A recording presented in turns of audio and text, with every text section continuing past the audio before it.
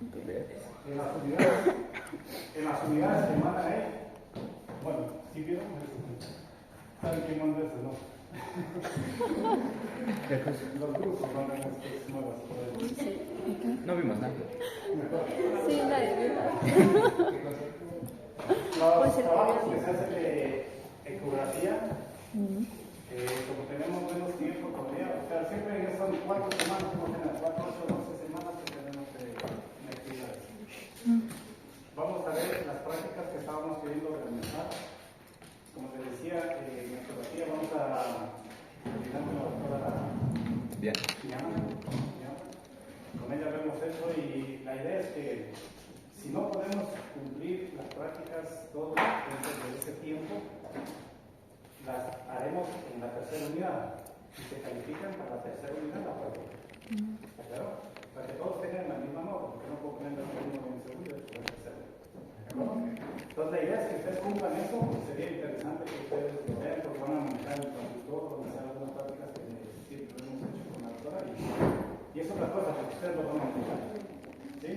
La idea es que ustedes pierdan el miedo y faciliten esa habilidad de observación, principalmente en el programa, porque ustedes van a ver que se hace un poquito más complejo a lo mejor, porque sin la radiología vemos, a lo mejor no veíamos muchas cosas, aquí es diferente, ¿ya?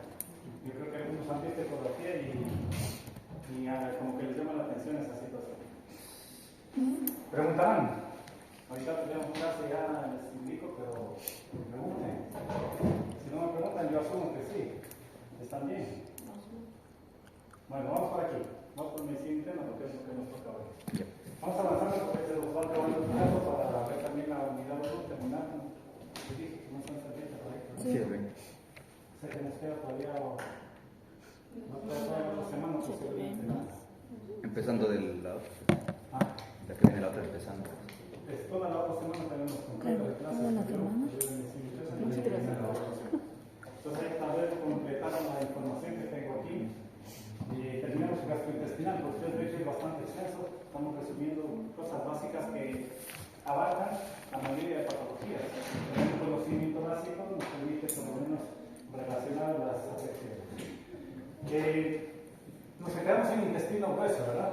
Entonces, yo les puse aquí una imagen más representativa a nivel de personas por una cosa por la facilidad de explicar algo del colon principalmente. Porque se habla mucho ahora ya, o se tienen muchas ideas más claras de la evolución que ha existido en este trayecto que es el colon o el intestino grueso, que lo denominan, ¿verdad? Que es principalmente en los carnívoros, que es lo que nos interesa en el perro gato. ¿En qué sentido ha existido esta evolución? Porque lo han centrado el estudio principalmente en dos funciones. En este sector se comienza a extraer lo que es el agua y electrolitos principalmente, ¿de acuerdo? Y otra es que controla la defecación. Nosotros sabemos que el control de la defecación tiene una importancia muy relevante en muchos procesos patológicos que van a suceder aquí. Y eso está en base a una cosa o algunas actividades que tienen que ser normales, porque al alterarse ello va a haber un proceso de mala absorción de agua y electrolitos y el control de la defecación. ¿Qué tiene que mencionarse aquí? Lo que vamos a ver en la siguiente parte, ustedes van a ir notando que esas actividades se alteran. ¿Y en dónde se alteran o dónde se va a producir principalmente estas funciones que tenemos aquí? Por ejemplo, en la regulación del transporte de líquidos, nosotros sabemos que la regulación no solo se realiza a nivel de este segmento. Aquí es necesario, sí, producir este efecto, pero también hay partes o estructuras orgánicas que regulan la parte electrolítica. Renal, por ejemplo, que ustedes lo relacionan aquí. Fermentación bacteriana. Habíamos hablado que no es el mismo proceso que un herbívoro, pero existe fermentación que se produce ahí. Que tenemos bacterias no patógenas, las tenemos. Y hay translocación, que se llama eso cuando existen alteraciones. Unas se vuelven patógenas. ¿De acuerdo? Los procesos que se alteran en la fisiología animal. Motilidad. Seguimos hablando de motilidad. ¿Por qué? Porque acuérdense que el tono muscular es algo que se ve afectado aquí a nivel del gastrointestinal. Y todas las regiones tienen un control. Como les acabo, siempre les estoy mencionando el sistema nervioso gastroentérico, que es quien maneja principalmente muchas funciones. Vigilancia inmunitaria. En este sector, por la presencia o acúmulo de desecho, de estructuras de desecho, va a haber contaminación grande, ¿verdad? Imagínense que en las heces no se controlase un sistema inmunitario, o sea, de defensa del organismo. Existe la facilidad de que a través de esas heces que se concentren, ¿qué pasa? Suban la circulación, se haga septicemia. O sea, ingrese o suba al trato anterior y se produzca procesos más de endotoxemias. Por eso es que existe una inmunidad aquí, una inmunidad muy importante que lo vamos a mencionar y que algo ya les he mencionado anteriormente. Y flujo sanguíneo. Aquí también sucede algunas características del intestino delgado en relación a las isquemias que se producen o torsiones, que es más difícil encontrar esas torsiones, pero que pueden suceder cuando existe debilitamiento de ciertas estructuras que fijan esta parte del organismo. ¿De acuerdo? ¿Qué es lo que nosotros nos sentamos aquí? La imagen característica, más o menos, que les decía de una interrogante, ¿verdad? Al revés. Porque es importante que ustedes recuerden, ya han visto muchas imágenes ventrodorsales de los pacientes en radiografía, en donde la característica del colon en esa posición lateral les permitiría a ustedes apreciar su dirección anterior. Bien, ¿cuáles son los principales problemas que relacionamos a la parte del colon o intestino grueso? Es diarreas y estreñimientos. La una lo sabemos, ¿verdad? Un aumento de la fluidez de los desechos en las heces, y el otro cambia un endurecimiento, donde básicamente no va a poder eliminarse fácilmente lo que es estos productos. ¿Por qué? Porque están duros, no hay lubricación, no hay tonicidad, etc. Y obviamente vas a tener un problema muy serio.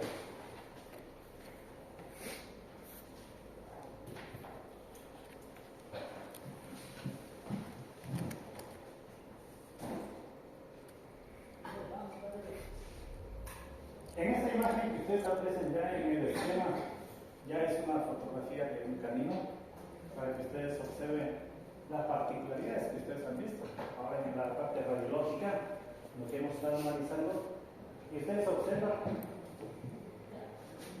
muy claramente el recorrido del intestino grueso o el colon que ustedes tienen en la imagen. Y se dan cuenta de que, primeramente, hacemos una división de qué nos encontramos dentro de este intestino grueso que nosotros generalmente lo vamos a conocer como colon. Pero nosotros lo conocemos, pero tenemos que identificar las regiones. Sabemos que hay un colon ascendente, transverso y descendente. Que también sabemos que, ¿cómo se llamaría eso? Porque también ahí se producen obstrucciones, se producen problemas, estenosis, y se producen algunas alteraciones que tenemos que identificar, porque si decimos colon ascendente, transverso descendente, no es nombre. ¿Cómo se llaman esos? Esto es la anatomía orgánica o un poco. ¿Cómo se llamaba eso? Que es muy fácil. Flexura. Ah, Flexura. muy bien. Ya tenemos un término, flexura, porque es una flexión, ¿de acuerdo? Flexura colónica, cólica, ¿qué sería? Ventrodorsal. ¿Qué posición es esta?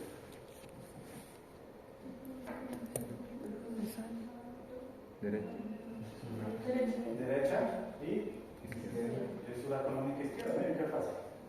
Flexura colónica derecha y flexura colónica izquierda, o cólica, que también a veces lo dice. ¿De acuerdo? Entonces, miren, nosotros ya sabemos que si se presenta algún problema a nivel de la flexura colónica derecha, sabemos dónde consta, ¿cierto? Ascendente, transverso. Entonces, ¿qué se especifica en esa particularidad? Se determina ciego, colon ascendente, transverso, descendente, recto, canal anal. Canal anal que consta con lo que serían los esfínteres. Saben que hay dos esfínteres, ¿cierto? Dos esfínteres anales. ¿Sí, cierto? ¿Cuáles? Dos esfínteres anales. ¿No? ¿Por qué no? ¿Claro que sí? ¿Anatomía no dice eso?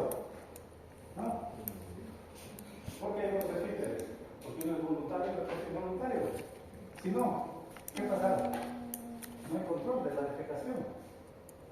¿De acuerdo? Hay un interno y un externo. Por eso tenemos que conocer, recordar la parte anatómica y por qué sucede a veces incontinencias o por qué sucede a veces estreñimientos, que también alteran lo que son los esfínteres. ¿De acuerdo? Ya vamos a ir hablando de ello. ¿Qué va a pasar? Microscópicamente, siempre recordando estas partes: mucosa, submucosa, muscular y serosa. Las principales, ¿verdad? Que tenemos nosotros ahí. Ahora, ¿cuál es la característica de aquí? Déjenme ver si estaba más adelante o no. Ya.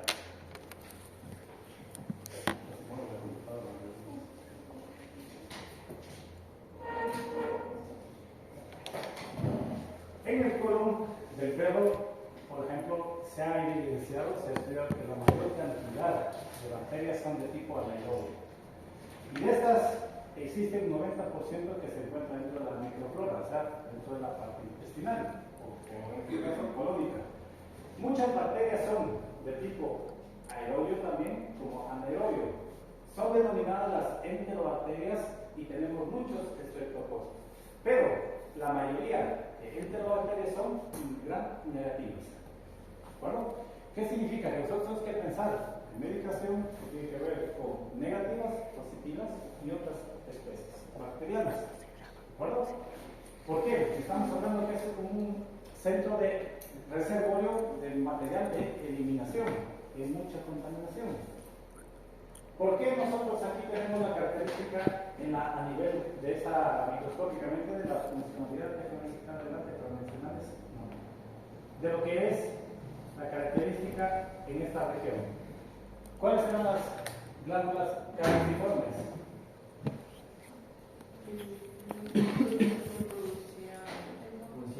Exactamente, el moco. El moco produce, a través de la producción de moco, es una proteína que se desarrolla mucho en este nivel, que es la mucina. Y la mucina es la que envuelve este moco protector de toda la parte del colon. Mucho más creciente, o sea que las células calciformes hay más cantidad en el colon. Y lo habíamos explicado, ¿verdad? ¿Por qué? Necesita hidratación y protección. Y ahí tenemos también, ¿qué serían? Las células que producen la inmunidad. ¿Qué pasa con estas células calciformes y esta mucina? Se ha estudiado que la mucina, así como cumple una función fisiológica de protección, o desarrolla o permite los procesos patológicos de la región. ¿Qué significa?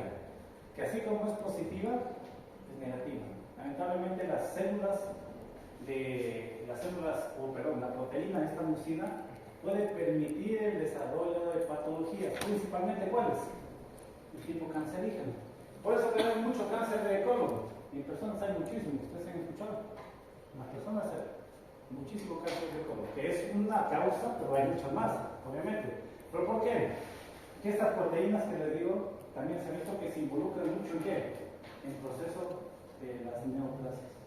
Entonces, por eso tenemos que considerar también una especial atención a esta región por estas características, ¿de acuerdo? Eso es, como ven, en forma bastante específica, algunas características que tenemos que ver aquí. Vamos a ver la zona perianal, que sería el conducto del recto y los esfínteres, que prácticamente son lo que a nosotros nos interesa. Nosotros tenemos que recordar, como mencionábamos algunas características anteriores, ya en el trayecto también aquí tenemos que mencionar otras cosas. ¿Por qué? Hay un almacenamiento, sí.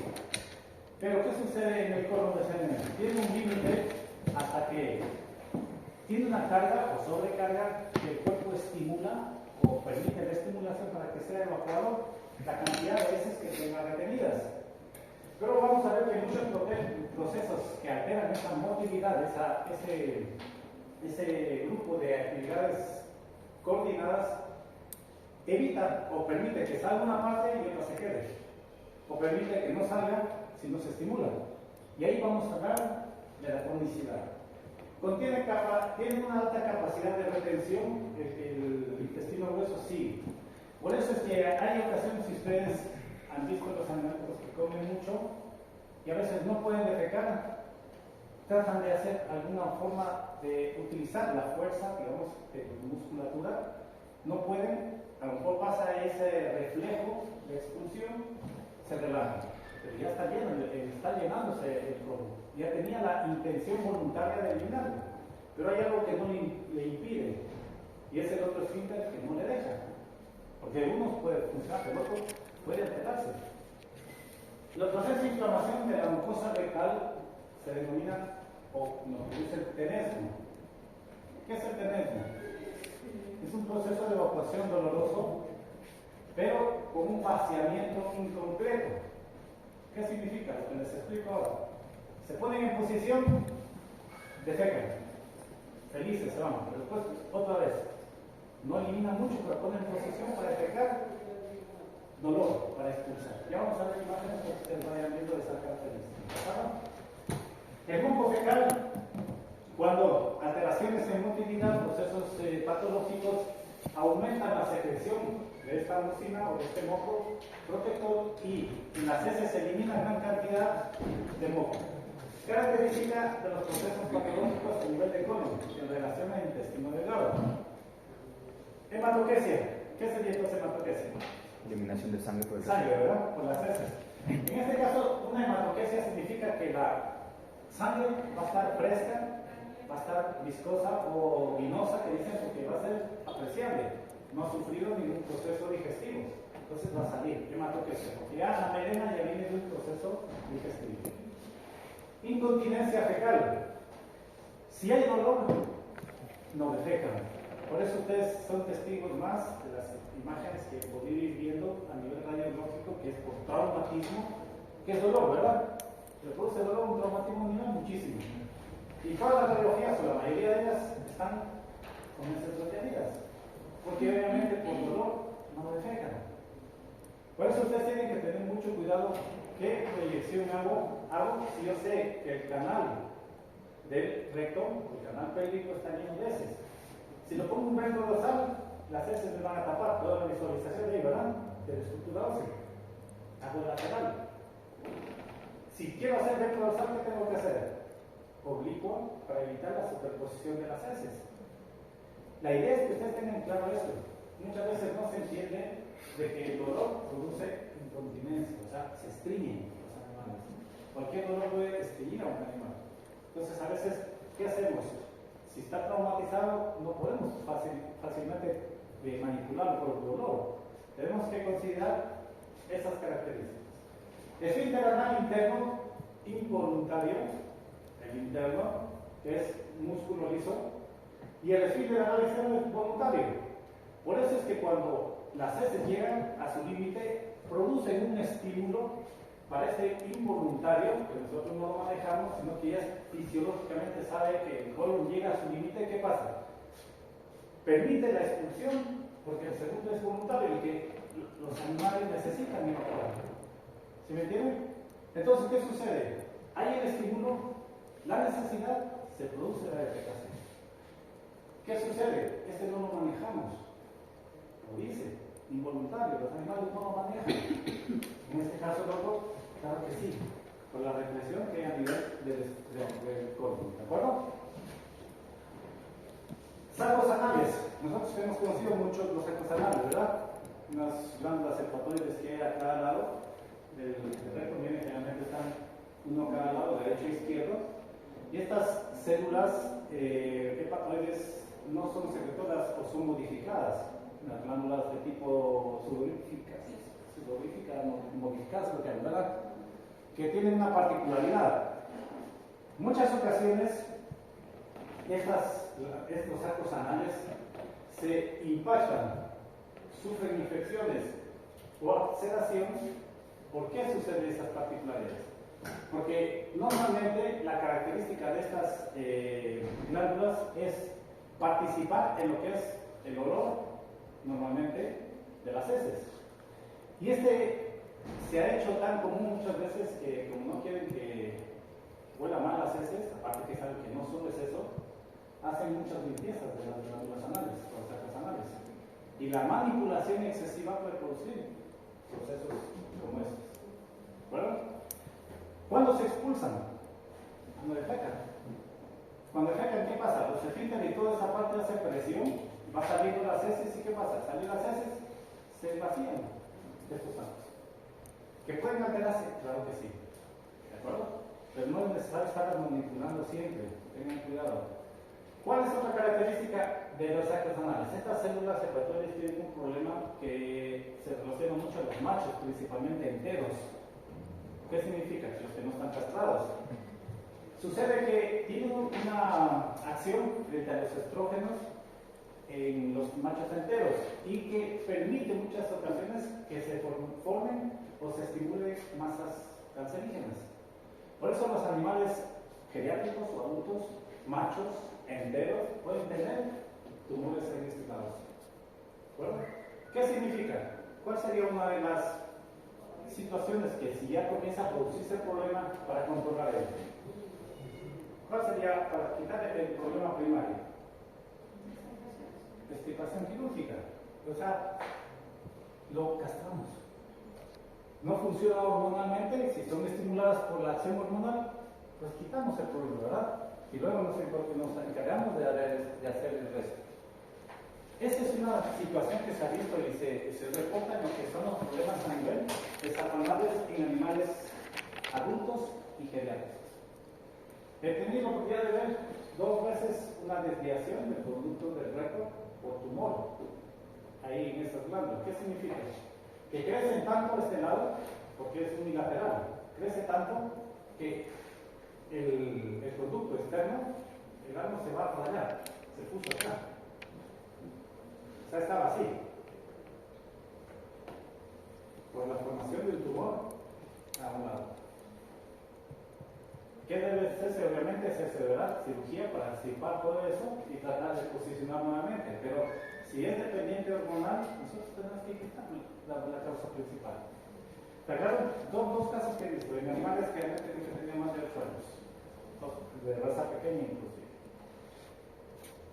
¿Qué pasa cuando hay también no hay coordinación? Por ejemplo, hay, aparte de lo que hablábamos del tenesmo, por ejemplo, hay problemas en la defecación. La coordinación de los músculos pélvicos y los músculos que tienen que ver con la región perianal pierden su característica de movilidad o motilidad y también existe incontinencia y no hay coordinación. ¿Cuál sería una de las causas principales para que se afecte toda la región de los miembros posteriores? Todo, desde aquí para acá. Díganme ustedes, de aquí para acá. Vean la coordinación del sistema nervioso central y periférico. ¿Cuáles? Díganme, patologías, ustedes qué. ¿Cuál? No la lichosis, porque la lichosis es un problema más sanguíneo. Pero no produce una, por ejemplo, la lichosis podría producir una parálisis de todo el animal, ¿de acuerdo? Pero no solo del posterior. El moquillo. Pues, no. Moquillo. No puede ser. No puede la lichosis producir solo una parálisis del tren posterior. Es que ese efecto tiene debido a la picadura, por ejemplo, también se pueden quedar ciegos y con la parálisis también. Pero la parálisis no solo del tren posterior, puede ser realmente de todo. Es variable. No solo es eso. ¿Por qué? Porque es un hemoparásito, ¿verdad? Se habla de hemotrópicos, que van ¿dónde? A la circulación sanguínea. Entonces la afección principalmente está en línea roja. O sea que hay anemias, hay organomegalias, vaso, hígado principalmente.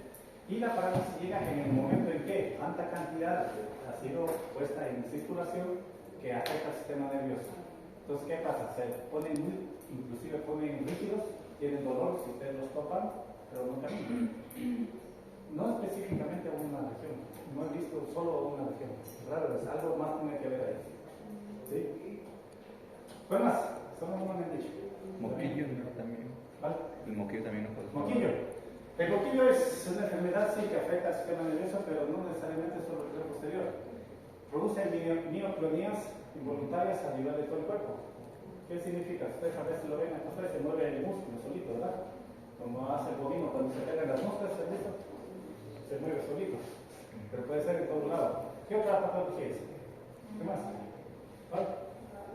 Rabia también, pero puede excitar el sistema nervioso acá. Puede afectar todo el cuerpo. Yo quiero que ustedes se centren aquí, de aquí para allá. No todo. Una artritis. Displasia de cadera. Puede haber un problema de movilidad, ¿sí? Claro que sí, el dolor muy fuerte puede producir una parálisis. Puede ser, sí, podemos hablar de ahí, pero ya cuando esté muy avanzada, ¿verdad?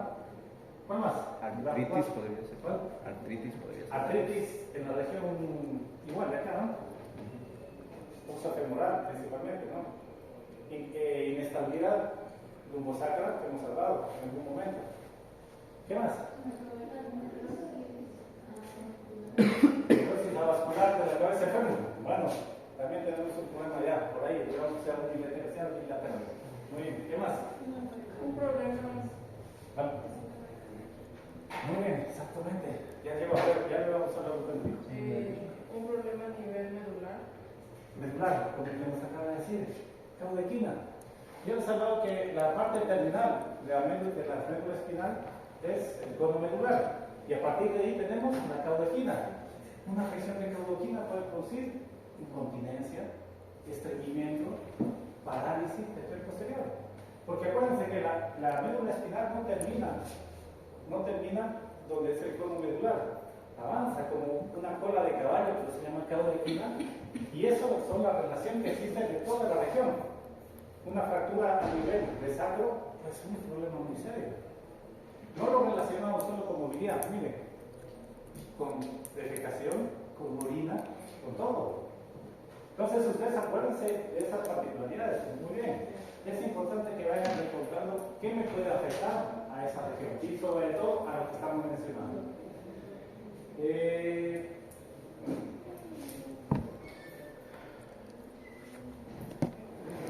Aquí hay una pequeña información sobre las glándulas circunanales, que son lo que ya les decía, un tipo de glándula que no son secretarias, son modificadas. Y aquí tenemos una particularidad de qué nervios pueden ser también afectados en las manifestaciones patológicas. El pudendo, que es quien generalmente controla la función del esfínter externo. El externo, voluntario o involuntario.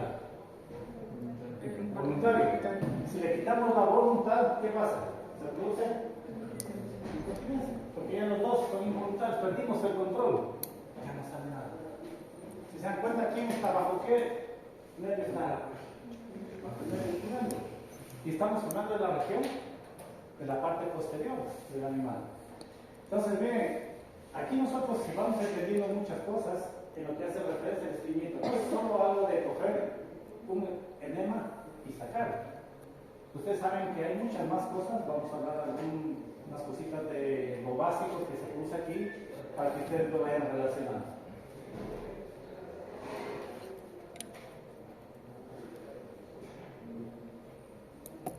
Ya. Todo proceso inflamatorio en la mucosa rectal nos puede producir como signo el tenesmo. Acuérdense, ya vamos a ver imágenes de la posición del animalito. ¿Cómo es el tenesmo en ellos? Estaba defecando, se pone en posición, bota 4 gotitas, pues otra vez y comienza así. Dolor para defecar, pero evacuación no completa. ¿De acuerdo? Exploración física, siempre miren, la zona perianal, porque tienen que observar. Existen casos, como yo les decía, las razas de perros y gatos hacen que tengan esta parte muchos pelajes, ¿verdad? Muchas razas tienen mucho pelo. Y cuando lamentablemente a veces la consistencia de las heces cambia, de sólido a semilíquido, no necesariamente líquido. Cuando lo hace así, estos pelos que están aquí se mojan. Muchas veces cuando ya pasa se secan y algunos de ellos se pegan. ¿De acuerdo? ¿Qué sucede? Que en muchas ocasiones yo he visto personalmente en muchos casos, no es decir 2 o 3, que raros, muchos casos, en que las heces se han quedado retenidas con el pelo ahí. Poca cantidad, sí. Y esas heces, perdón, secas, ¿qué pasa? Se van secando y ¿qué pasa? Van jalando los pelitos y los van haciendo dolor. Defecar. Tienen dolor, se desesperan, están lamiéndose, no quieren moverse, no quieren comer. ¿Qué le pasa al perrito? Lo traen aquí, le cortan el pelo, solución de todo. porque no limpiamos esta zona. Nosotros tenemos que los perros que sean grandes, si ustedes tienen la oportunidad, alrededor del ano se corta. El pelito largo, no pasa nada, porque Dios es para vigilar esa parte. Las hembras caninas se les complementa una limpieza con la parte de la vulva. ¿De acuerdo? No es rasurado, es cortar solamente para evitar que el pelaje se introduzca y entonces llega a procesos infecciosos. En el perro macho igual, a nivel del prepucio. Muchos tienen que, los pelos por todos lados, se pegan. ¿Y cuál es el líquido que normalmente botan, que es fisiológico en los perros? ¿Cómo se llama? Esmema. Que lo botan normal, ¿verdad? Pero eso cuando nosotros vemos que la cantidad es demasiada, es patológico. ¿Cómo lo limpian ellos? Se lo lamen. ¿De acuerdo? Si yo corto esa parte, tengo limpia, observo mucho mejor. Si es el macho, si es el hembra. Razas de pelo largo, esto es lo que ustedes tienen que tener cuidado. Ya les digo, a veces llegan con esa preocupación de que ya no defeca, no come obviamente, por encima lo saca. He sacado algunas cortadas y aquí está tan irritado que está esto así, rojo. Descartado el animal. Y solo miren, por una manipulación inadecuada de esta parte. Entonces, mucha atención, usted tiene que hacer una buena exploración física de la que mucho más cuando son animalitos con pelo largo. ¿Qué más mencionamos aquí? Voy a decir que nada más.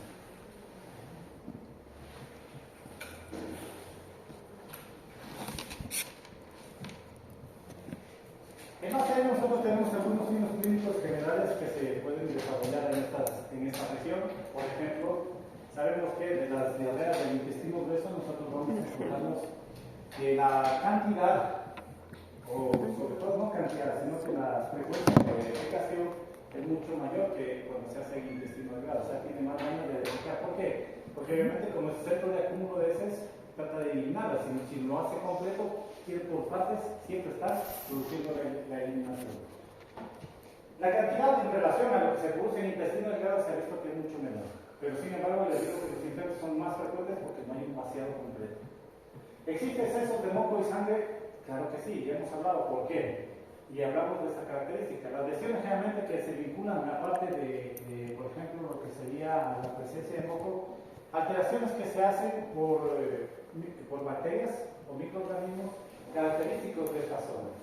Aquí se ubican, creo que tengo la próxima imagen del nombre de la tapa y los vemos en medio de aquí son la etiología principal. Disquexia rectal, ¿a qué se referencia a disquexia?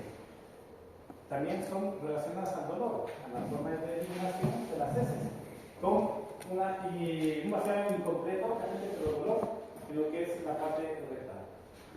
50% de origen dietético y parasitario. ¿Qué parásitos vamos ahí principalmente? Parásitos. ¿De cuervos? No es parásito, ¿o sí?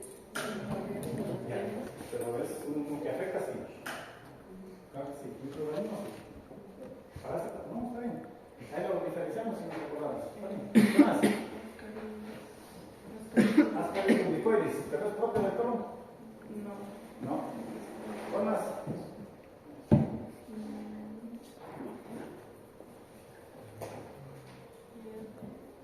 Ahí generalmente nosotros tenemos ¿cuál? Las 6 medias, las cosillas. ¿O no?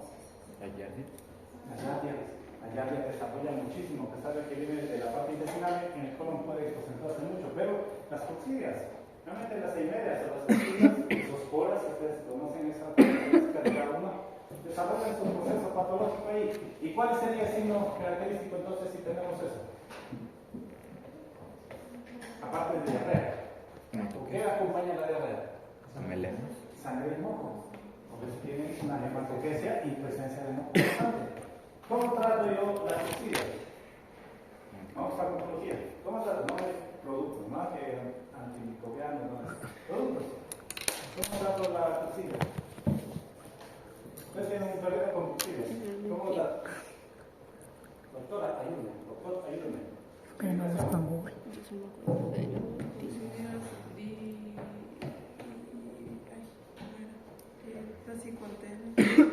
No, este más es para cestos.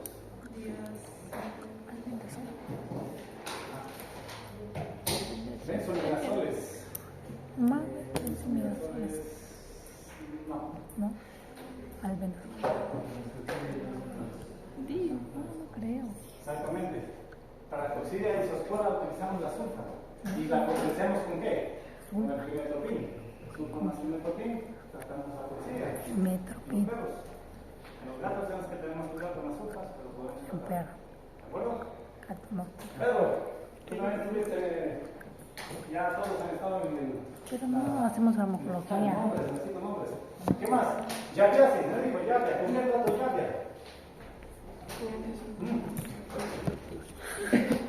Mira, ¿con qué trato Yavia? No le permitimos. A ver, ¿qué dicen? ¿Con qué trato la Yavia? ¿Por qué les pregunto eso? Porque yo considero que cuando nosotros hacemos, dicen, desparasitar su pelo, sí, ¿no es cierto? ¿Para qué desparasitamos? Para nematodos y céspedes.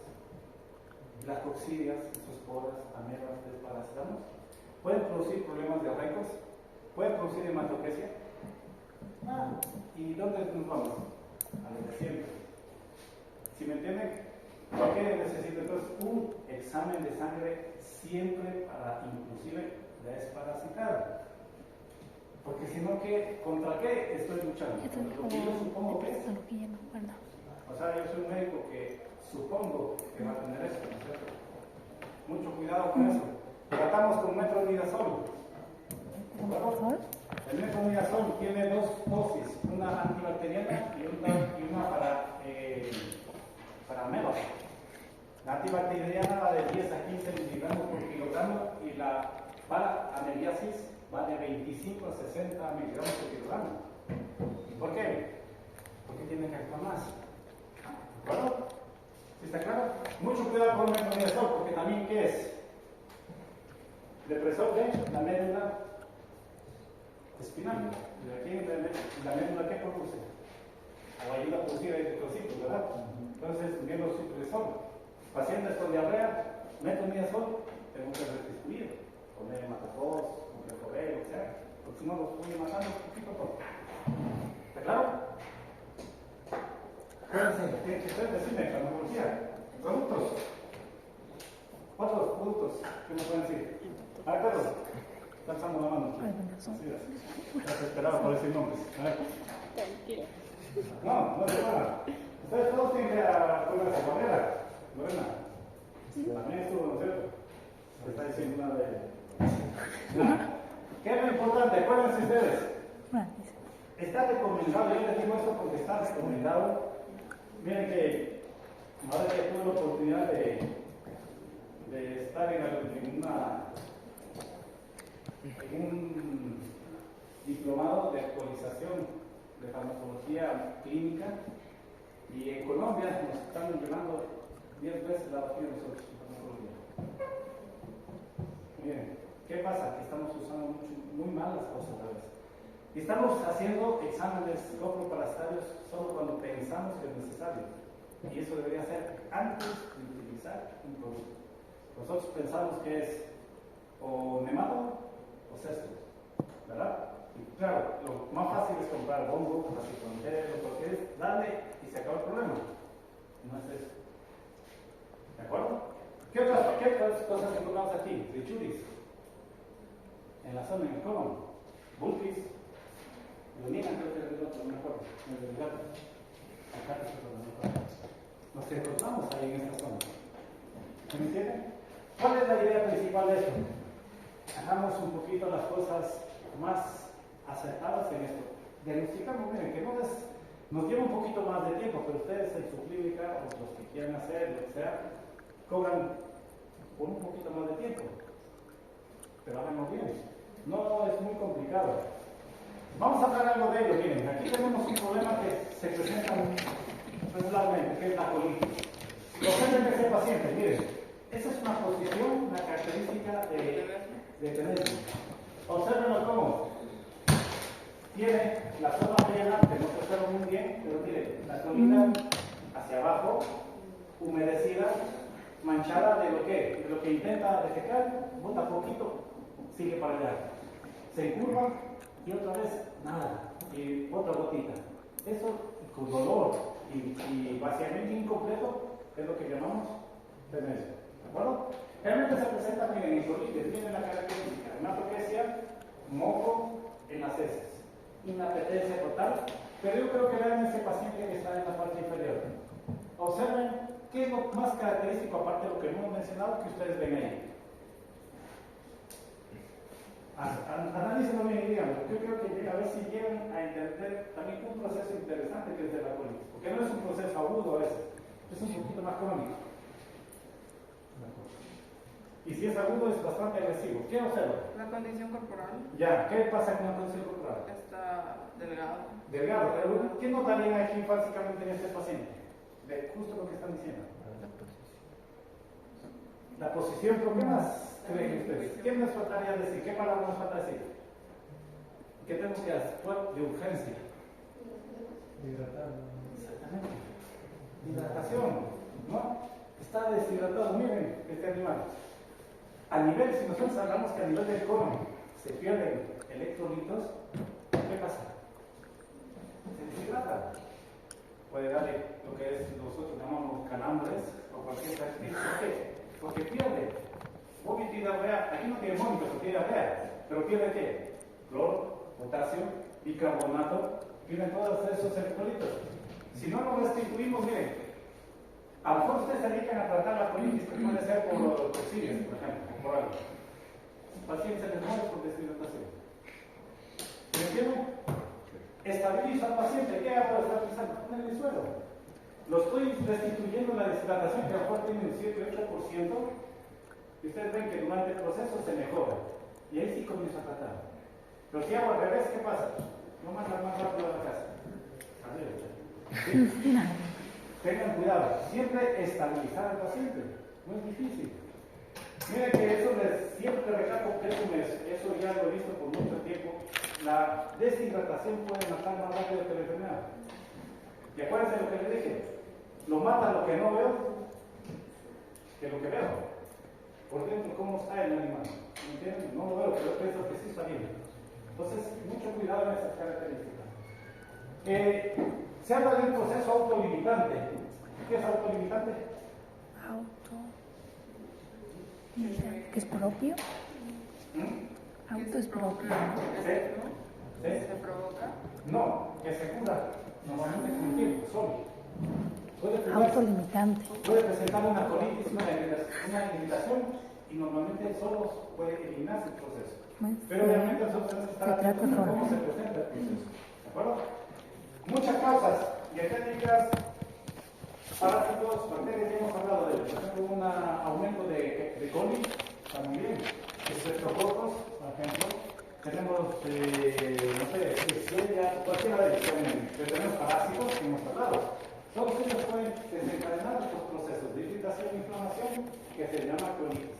En este caso, miren, aguda, ¿por qué? Por la severidad del proceso.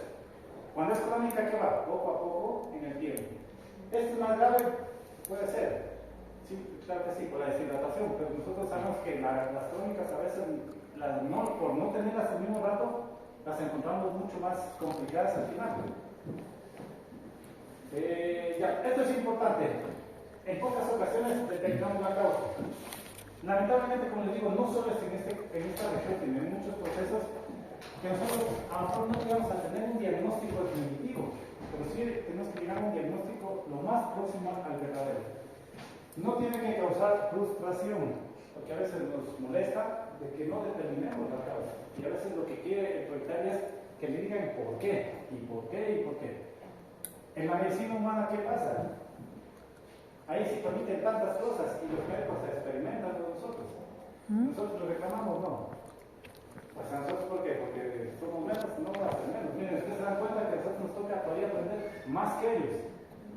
¿Por qué? Porque ellos no nos hablan. Nosotros tenemos que interpretar signos. Ellos lo hacen.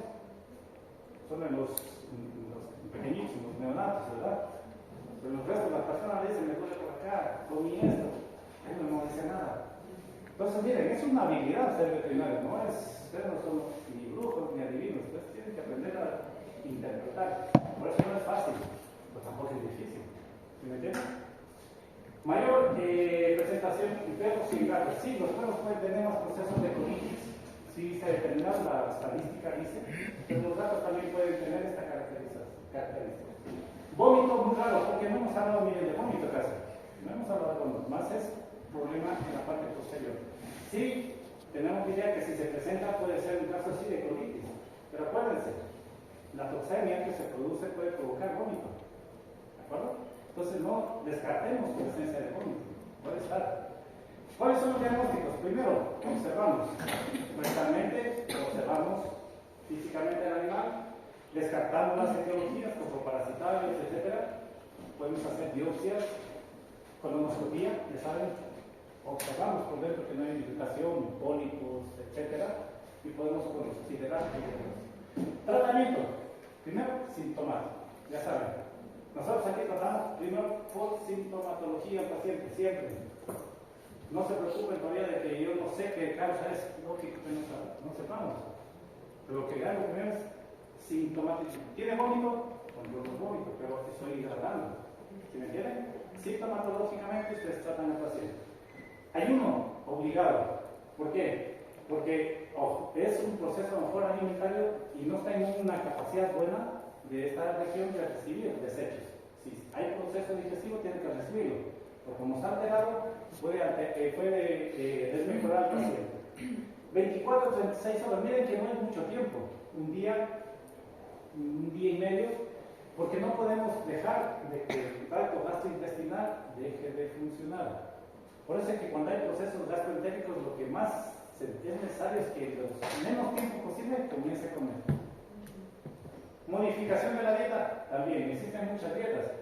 Últimamente vi una receta que me pasaron de una dieta que le daban a un paciente y era arroz, zanahoria. ¿Se fue la luz? Arroz, zanahoria, acelga, queso fresco, bueno, Ay, qué rico con pizza. no está mal, ¿no? Mejor se puede comer. ¿Sí o no? Más saludable. El problema es que nosotros tenemos que saber cuándo lo utilizamos a la dieta, ¿sí o no? Tenemos que saber cuándo lo utilizamos y cuándo no. ¿Es bueno hacerlo? Sí. Miren que ustedes tienen una facilidad a veces.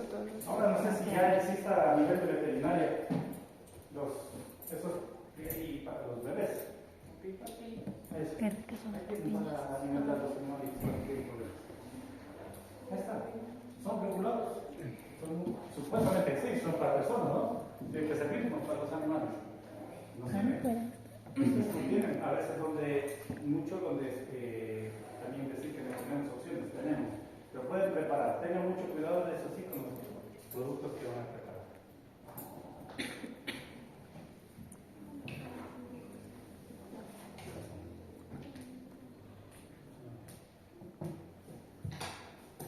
¿Quieren ir a desayunar? ¿No listo?